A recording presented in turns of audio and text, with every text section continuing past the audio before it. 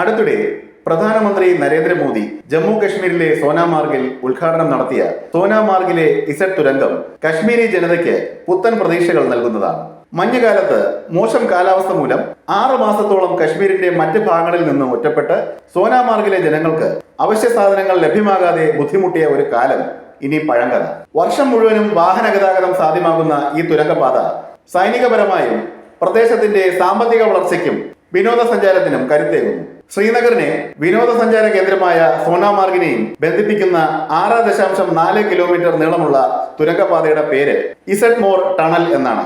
8500 അടി ഉയരത്തിൽ സ്ഥിതി ചെയ്യുന്ന ഇസഡ് മോർ തുരങ്കം മധ്യ കശ്മീരിലെ ഗന്ധർബാൽ ജില്ലയിലാണ് സ്ഥിതി ചെയ്യുന്നത്. ഇസഡ് ആകൃതിയിലുള്ള അപകടകരമായ ചുരത്തിന്റെ പേരാണ് തുരങ്കത്തിനും നൽകിയത്.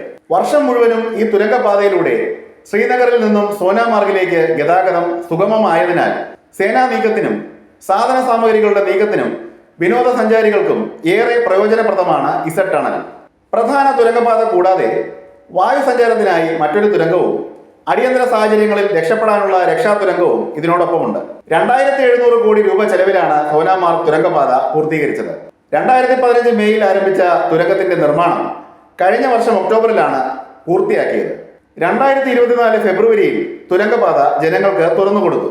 പണി പുരോഗമിക്കുന്ന സോജില തുരങ്കപാതയിൽ ഇസഡ് മോർ തുരങ്കപാതയോടൊപ്പം ബൽറ്റാൾ ലഡാക്ക് മേഖലകളിലെ ജനങ്ങൾക്കും ഇന്ത്യൻ സൈന്യത്തിനും സംസ്ഥാനത്തിന്റെ മറ്റ് ഭാഗങ്ങളുമായി അണമുറിയാത്ത ഗതാഗത സൗകര്യം ഏത് കാലാവസ്ഥയിലും സാധ്യമാകും. National highways and infrastructure development കോർപ്പറേഷനാണ് തുരങ്കപാതയുടെ മേൽനോട്ട ചുമതല. അത്യാധുനിക സാങ്കേതിക വിദ്യകൾ ഉപയോഗിച്ചാണ് തുരങ്കപാതയുടെ നിർമ്മാണം.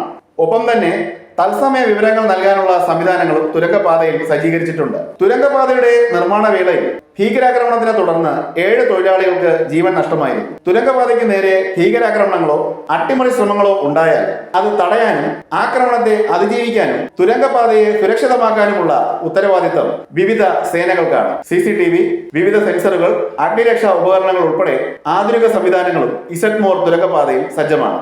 ഇത്തരത്തിലുള്ള നിരവധി തുരങ്കപാതകളുടെ നിർമ്മാണം സംസ്ഥാനത്തിലുടനീളം പുരോഗമിച്ചുകൊണ്ടിരിക്കുകയാണ്. ഇവയെല്ലാം പൂർത്തിയാകുമ്പോൾ ജമ്മു കശ്മീരിന്റെയും ലഡാക്കിന്റെയും അടിസ്ഥാന സൗകര്യങ്ങൾ അതിവേഗം മെച്ചപ്പെടും.